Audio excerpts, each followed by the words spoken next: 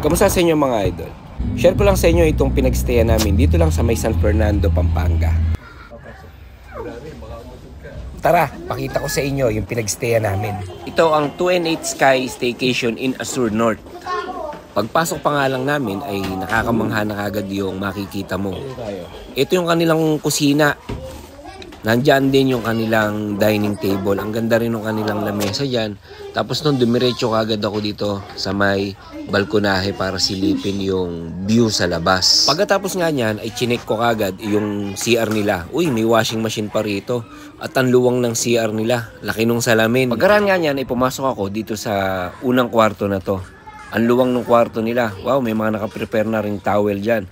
Dumiretso din ako dito dahil napansin ko itong glass door na to na may access sa balkonahe at itong glass window na to na may view din syempre. Pagkaraan yan, i-check din natin yung isa pang kwarto dito dahil nakita ko kagad to kanina. Kaya pasukin na rin natin, tingnan natin kung ano ang nasa sa loob nito. At ito na nga, mayroong dalawang kama dyan. Tapos yung gitna niyan, yung space na yan, may napupul pa na bed dun sa ilalim. At syempre, meron din silang balkonahe dito na may view din sa labas. Yan, nahiga tayo dyan. Ang lambot ng kama nila. Panigurado ako magiging masarap ang tulog dito dahil malakas yung aircon. Tapos check din natin tong pinto dito na ito pala ilagayan ng mga damit. At itong isang pinto na to, yon ang CR dito sa kwarto na to. Yan, meron pa siyang amenity kit na may lamang toothbrush, shampoo, sabon yan. Tapos yan, may bathtub pa rito. Ang luwang din itong CR na to. May hot and cold rin siya rito. At may blower din dyan. Kita nyo naman, ang luwang ng salamin. Tapos nun, ito yung kusina uli nila. Tapos check natin yung rep nila rito. Ito nga pala, nilagyan ko na kanina yan ng mga maiinom namin pagdating ng gabi.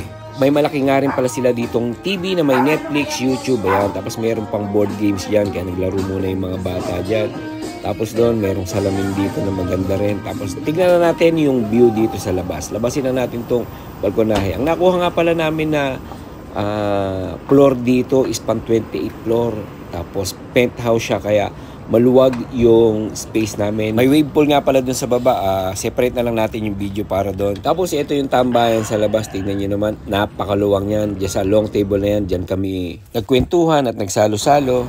Tapos noon may view ka pa nga pala rito ng SM Pampanga. At syempre yung nakikita yung bundok na yan, yan yung Mount Arayat.